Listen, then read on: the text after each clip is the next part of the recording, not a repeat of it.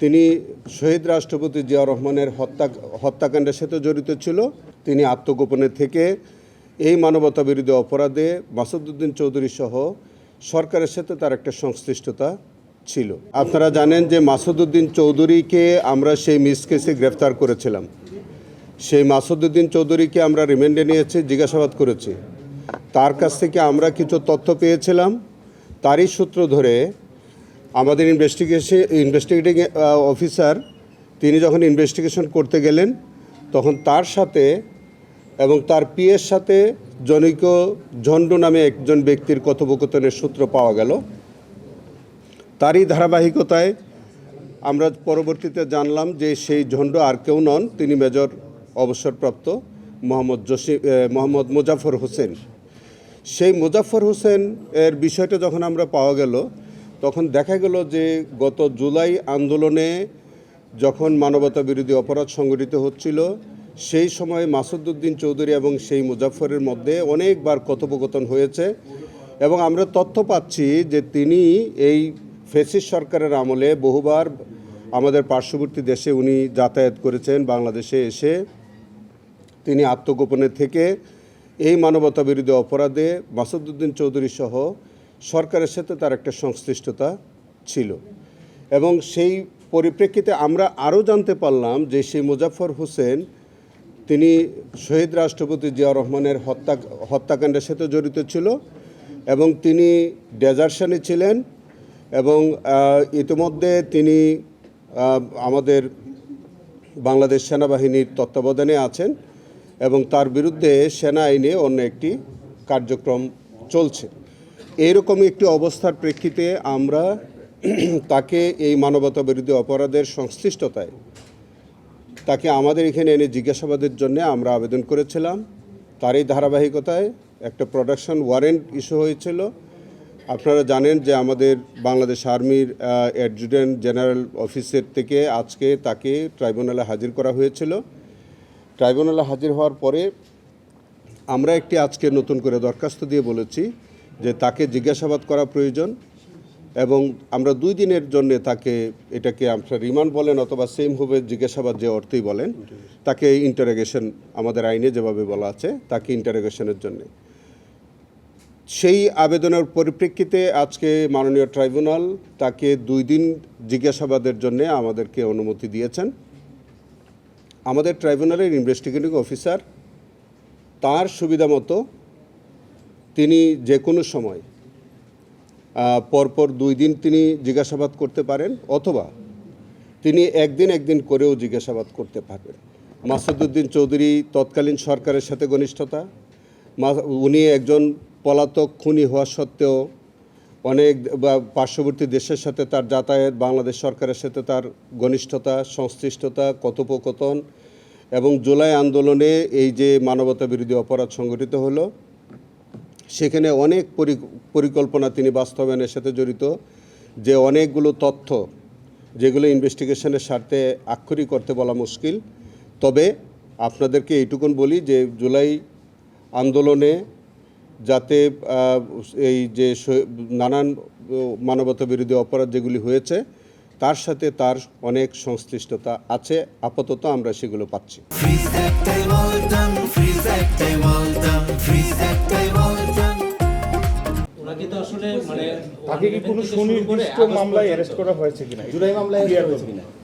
বিষয়টা হচ্ছে আমাদের এখানে সুনির্দিষ্ট মামলায় গ্রেফতার করার বিধান নাই বা লাগে না। আমরা একটা মিস কেস ফাইল করি, আমরা যখন কাউকে সন্দেহ করি যে তিনি মানবতা বিরোধী অপরাধ অথবা যে কোনো অপরাধের সাথে আমাদের এই ট্রাইব্যুনালের এখতিয়ারাধীন কোনো মামলায় বা কোনো ঘটনার সাথে তার সম্পৃক্ততা আছে, তখন আমরা একটা মিস কেস ফাইল করি। সেই মিস কেসে আমরা জিজ্ঞাসাবাদের জন্য আমরা তাকে গ্রেফতার করতে পারি। আমরা সেই প্রক্রিয়ায় তাকে গ্রেফতার করেছি। আজকে তাকে আমরা জিজ্ঞাসাবাদ করব এবং জিজ্ঞাসাবাদ করার পরে যদি তার বিরুদ্ধে সুনির্দিষ্ট অভিযোগ প্রমাণিত হয় তখন তার বিরুদ্ধে এই মানবতা বিরোধী অপরাধের কোন ঘটনায় আমরা তার বিচারের সম্মুখীন করছি সেটা তখন বলা যাবে, এখন তো বলা যাচ্ছে। উনি আরেকজনের সাথে কথা বলতেন, সেটি হলো যে ফারুক নামে একজনের সাথে কথা বলতেন এবং 6 জন আরও এই মামলায় সন্দেহভাজন আছে অ্যাকর্ডিং টু মাই সোর্স। সেই 6 জনকে কি আপনারা গ্রেপ্তার করতে পেরেছেন? সেই কারণে আপনার কাছে যেহেতু আরও 6 জন সোর্স আপনার কাছে আছে, আমরা আপনার সাহায্য চাইব, সহায়তা চাইব, এবং আমরা মনে করি যে মাসুদুর রহমান সাহেব তিনি আমাদেরকে এই সোর্স, এই বক্তব্য দিয়ে আমাদেরকে সহযোগিতা করবেন। আমরা তার কাছে কৃতজ্ঞতা স্বীকার করি। বাংলাদেশ আর্মির কাস্টডি থেকে তাকে আনা হয়েছিল, তিনি আবার সেখানে ফেরত যাবেন। আমরা যেদিন তাকে জিজ্ঞাসাবাদ করব, আমরা সেখান থেকে রিকুইজিশন দিয়ে তাকে আমরা নিয়ে এসে জিজ্ঞাসাবাদ করে আবার সেখানে রাখা হবে। মাননীয় চিফ প্রসিকিউটর বিপ্লব প্রস্ত সকালেও হয়তো বলেছেন যে জুলাই আগস্টের এই মানবতা বিরোধী মামলার তদন্ত এবছরের ভিতর 1 বছরের ভিতর শেষ হবে। বিষয়টি যদি আরেকটু জুলাই অভ্যুত্থানে যারা শহীদ হয়েছেন, পঙ্গুত্ববরণ করেছেন, যে সব মানবতা বিরোধী অপরাধ সংঘটিত হয়েছে, সারা বাংলাদেশের একটা গণমানুষের দাবি হচ্ছে যে এই জুলাই আন্দোলনে যারা শহীদ, যারা পঙ্গুত্ববরণ করেছে, সেগুলোর মানবতা বিরোধী বিচারগুলো যাতে অগ্রাধিকার ভিত্তিতে হয়। আমরা সেই লক্ষ্য নিয়ে আমরা জুলাই আন্দোলনের শহীদদের বা ওই মামলাগুলোকে আমরা প্রাধান্য দিয়ে আমরা তদন্ত কাজ শেষ করার চেষ্টা করছি। আমার আশাবাদটা আমি ব্যক্ত করেছি যে আগামী 1 বছরের মধ্যে আমরা চেষ্টা করছি যে যাতে জুলাইয়ের বা সম্পর্কিত যে মানবতা বিরোধী অপরাধগুলো হয়েছে সেটা আমরা যে কোনো মূল্যে আমরা ইনভেস্টিগেশন শেষ করব এবং বিচারের সম্মুখীন আমরা করব। আমি সেটা বলেছি। তিনি একজন পলাতক খুনি, সাবেক রাষ্ট্রপতি হত্যাকাণ্ডের সাথে জড়িত। তা সত্ত্বেও তিনি আরেকটা দেশে উনি অবাধ যাতায়াত করতে পারেন। বাংলাদেশে এসে তিনি আবার নির্বিঘ্নে চলাফেরা করেন এবং তিনি বাংলাদেশের টেলিফোন ব্যবহার করে বিভিন্ন কর্মকর্তাদের সাথে তিনি যোগাযোগ রাখেন। অভিজাত এলাকায় তিনি বসবাস করেন। সেখানে সরকারের যদি প্রশ্রয় না থাকে, সংশ্লিষ্টতা না থাকে, তাহলে সরকারের এইসব ঊর্ধ্বতন কর্মকর্তাদের সাথে তিনি কি করে সম্পর্ক রাখেন? এখন এর পরিপ্রেক্ষিতে সরকারের সাথে তার ঘনিষ্ঠতা ছিল কিনা বা সম্পর্ক ছিল কিনা এটা আপনারা অনুমান করে নিতে হবে। আমরা মনে করি, আমাদের সন্দেহ হচ্ছে যে তৎকালীন সরকারের সাথে তার সংশ্লিষ্টতা ছিল এবং তার সংশ্লিষ্টতার মধ্য দিয়েই মানবতা বিরোধী অপরাধেও তিনি অংশগ্রহণ করেছেন এবং মাসুদ উদ্দিন চৌধুরীর মতো এরকম যে দুষ্কৃতিকারীদের সাথে তার একটা সুসম্পর্ক বজায় রেখেছেন। সেকেন্ডলি হচ্ছে আপনি যেটা বলছেন যে সেখানে আমাদের মিলিটারি লতে কোর্ট মার্শালতে যে বিচারটা হবে সেই বিচারের সাথে আমাদের কিন্তু কোনো সম্পর্ক নাই, কোনো কনফ্লিক্টও নাই। আমাদের ইনভেস্টিগেশনটা হচ্ছে মানবতা বিরোধী অপরাধ সম্পর্কিত। তিনি গত 16 বছর যে কর্মকাণ্ডের সাথে সম্পর্কিত সেই অংশটা আমরা ইনভেস্টিগেশন করব। আর তার যে হত্যাকাণ্ডের ঘটনাটা, এটা হচ্ছে 1981 সালের ঘটনা। সেটার জন্যে একমাত্র এখতিয়ার হচ্ছে বাংলাদেশ সেনাবাহিনীর। তারা কোর্ট মার্শালের মাধ্যমে সেই বিচারটা করবেন। সেই বিচার আলাদা, সেই বিচারের কার্যক্রম আলাদা, আমাদের বিচারের কার্যক্রম আলাদা। শুধুমাত্র একটা জায়গায় যে তিনি সেনাবাহিনীর তত্ত্বাবধানে সেনাবাহিনীর কাস্টডিতে তিনি থাকবেন, আমাদের যখন প্রয়োজন হবে আমরা শুধু ওখান থেকে এনে জিজ্ঞাসাবাদের স্বার্থে শুধু আমরা ওখান থেকে এনে জিজ্ঞাসাবাদ করব। ফাইনালি যদি তার বিরুদ্ধে অভিযোগ প্রতিষ্ঠিত হয় তখন আমাদের প্রচলিত আইনে যেভাবে তাকে নেওয়ার, যেভাবে তাকে তার বিষয়টা ডিল করার, সেভাবে ডিল করা হবে। Thank you so much. আচ্ছা, রাজধানীর উত্তরা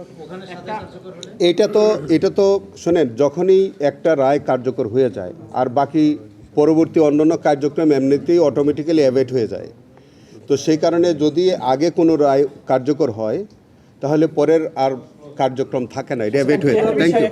বিষয়টা একটু বলবেন, যে 11 জন হত্যার নির্মুগ্ধ সহ উত্তরার তো আমরা দেখেছেন ইতোমধ্যে জয় এবং পলক এই দুজনের বিচারটা চলছে এবং এটাও বিচার প্রায় শেষ পর্যায়ে, যেখানে আমাদের জাবির ইব্রাহিমের মা আজকে এসেছিলেন, উনি আমাদের মাননীয় সংসদ সদস্য। সে বিচারটা চলছে। আমাদের অন্য একজন, আমাদের শহীদ মুগ্ধ, যিনি আমাদের আবেগের নাম, সেই মুগ্ধের বিচার কার্য আমাদের ইতিমধ্যে শুরু হয়েছে, চার্জ হিয়ারিং শুরু হয়ে গেছে।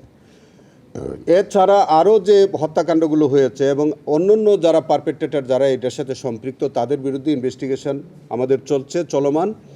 সেটাও যখন ইনভেস্টিগেশন রিপোর্ট কমপ্লিট হবে তাদের বিরুদ্ধে আবার আলাদা রিপোর্ট সাবমিট হবে এবং বিচার কাজ চলবে।